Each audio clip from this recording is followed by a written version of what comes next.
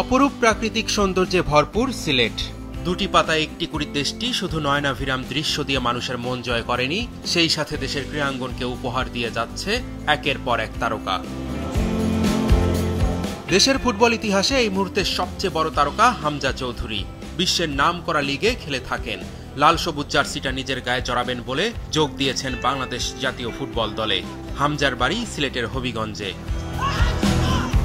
জাতীয় দলের দুই ডিফেন্ডার সাদউদ্দিন ও তাজউদ্দিন সিলেটের সন্তান, যদিও ভারতের বিপক্ষে স্কোয়াড থেকে শেষ মুহূর্তে বাদ পড়েছেন তাজউদ্দিন। ইমরানুর রহমান দেশসেরা অ্যাথলিট।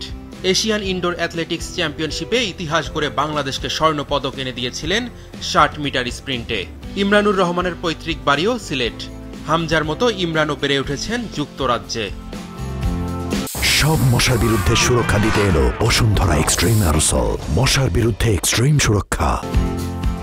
দাবারু রানী হামিদের নাম জানে না এমন কেউ হয়তো এদেশে নেই।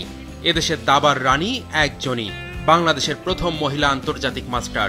৩ বার ব্রিটিশ মহিলা দাবা প্রতিযোগিতায় আর 18 বার জাতীয় মহিলা দাবায় চ্যাম্পিয়ন হয়েছেন রানী হামিদ। 2017 সালে দিল্লিতে কমনওয়েলথ দাবা চ্যাম্পিয়নশিপে স্বর্ণ পদক জেতেন রানী।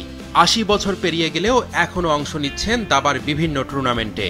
এই কিংবদন্তি দাবারুর বাড়িও সিলেট। বাংলাদেশ জাতীয় ক্রিকেট দলে এই মুহূর্তে সেরা ফিনিশারকে নির্দ্বিধায় ক্রিকেট প্রেমীরা বলে দেবেন জাকের আলীর নাম। খুব অল্প সময় ব্যাটিং দিয়ে মানুষের হৃদয় জয় করা জাকের আলীর বাড়িও সিলেটে। বোলিং ভেরিয়েশন দিয়ে অল্প সময়ের মধ্যে জাতীয় দলে নিজের জায়গা পাকা করেছেন তানজিম হাসান সাকিব। উইকেটে গতির ঝড় তোলা খালেদ আহমেদ, এবাদত হোসেনও সিলেটের সন্তান। স্পিন জাদুতে প্রতিনিয়ত মুগ্ধ করা নাসুম আহমেদও সিলেটি।